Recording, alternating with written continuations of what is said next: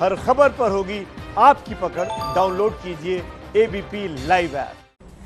और अब बात पश्चिम बंगाल की कर लेते हैं। बंगाल में जैसे जैसे चुनाव करीब आ रहे हैं, राजनीतिक हिंसा तेज होती जा रही है। कल मुर्शिदाबाद में प्रचार के लिए पहुंचे बंगाल बीजेपी अध्यक्ष दिलीप घोष पर हमला हो गया।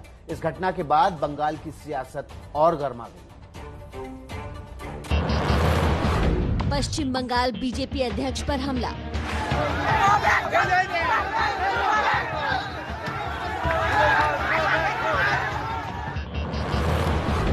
पंद्रह दिन में दूसरी बार दिलीप घोष पर अटैक।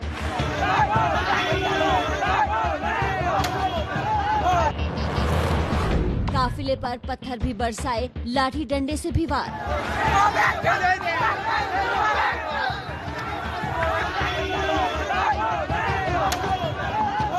दिलीप घोष के काफिले पर यह हमला उस वक्त हुआ जब वो मुर्शिदाबाद के कांडी में रैली के बाद बहरामपुर जा रहे थे, लेकिन पुरंदरपुर पहुंचते ही इनकी गाड़ी को घेर लिया गया। इस हमले में कई गाड़ियों को नुकसान हुआ, लेकिन दिलीप घोष बाल बाल बच गए।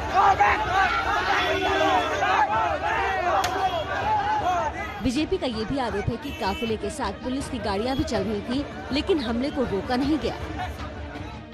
हमारा स्टेट प्रेसिडेंट सम्मानीय दिलीप दा का गाड़ी अटैक हुआ। नवद्वीप जोन का किसान मोर्चा कन्वेनर साकाराब सरकार गाड़ी अटैक हुआ।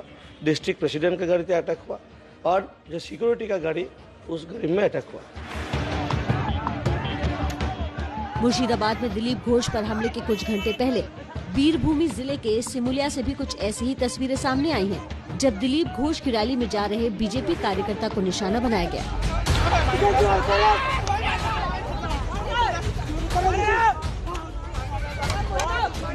एक बार फिर आरोप तृणमूल समर्थकों पर ही लगा। बीजेपी की प्रचार गाड़ी तोड़ दी गई, बाइक को भी बर्बाद कर दिया गया। खबर के मुताबिक दोनों पक्षों के बीच जमकर बमबाजी हुई, गोलियां भी चली। इस हिंसक झड़प में बीजेपी और टीएमसी का एक समर्थक बुरी तरह जख्मी हुआ है। वैसे हिंसा के आरोप सिर्फ तृणमूल पर ही नहीं लग रहे। बीजेपी के नेता भी सरेआम अपने कार्यकर्ताओं को हिंसा के लिए उकसाते नजर आ रहे हैं। दुर्गापुर में बीजेपी नेता राजू बैनर्जी का दिया ये बयान सुन लीजिए। गड़े गड़े अस्त्र राखुन এই ওষুধদের জন্য। এরা বোম বন্দুক নিয়ে ঘুরবে আর আপনি খালি হাতে লড়াই করবেন নাকি? আপনি মায়ের অস্ত্র রাখুন, ঠাকুর দেবতার অস্ত্র রাখুন এই ওষুধদের নিধন করার জন্য।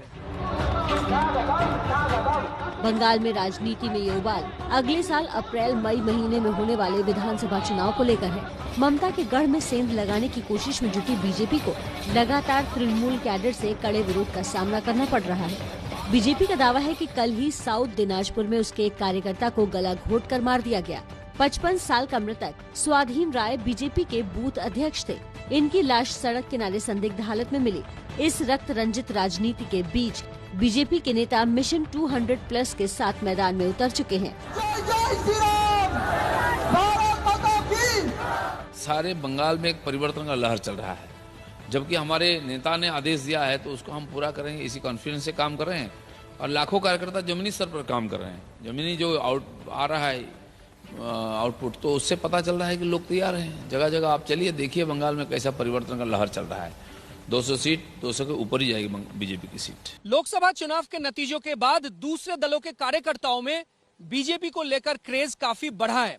बीजेपी इसे मौके के तौर पर भुना रही है, क्योंकि लेफ्ट अब बंगाल की राजनीति में हाशिए पर है और जमीन पर काम करने वाले कार्यकर्ताओं को भी बीजेपी में ही भविष्य दिख रहा है।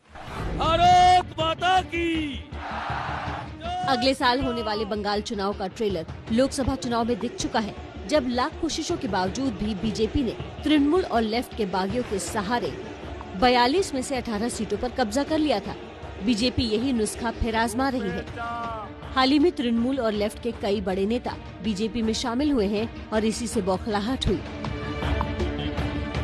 টাকা অনেক টাকা হয়েছে না, হাজার হাজার লক্ষ লক্ষ কোটি টাকা। আগে খেতে পেত না একটা বিড়ি দিনে 3 বার টানতো, আর এখন টাকার অফার। ফোন করে তৃণমূল কর্মীকে বলছে, শোন তোকে 2 কোটি টাকা দেবো, চলে আয়। কোন একটা এমএলএ কে অফার দিচ্ছে, এখন 15 লাখ দিচ্ছি, পরে আবার 15 লাখ দেবো, চলে আয়। এটা একটা রাজনৈতিক দল, এটা একটা রাজনৈতিক দল বলতে লজ্জা লাগে। আর সিপিএম কে দেখে আরো লজ্জা হয়, নির্লজ্জ। এরা বিজেপির পায়ে পড়েছে নিজেদের চুরি বাজবার জন্য। यानी आने वाला बंगाल चुनाव एक्शन से भरपूर रहने वाला है, लेकिन बड़ा सवाल यही कि दीदी अकेले दम पर मोदी के विजय रथ को रोक पाती हैं या नहीं।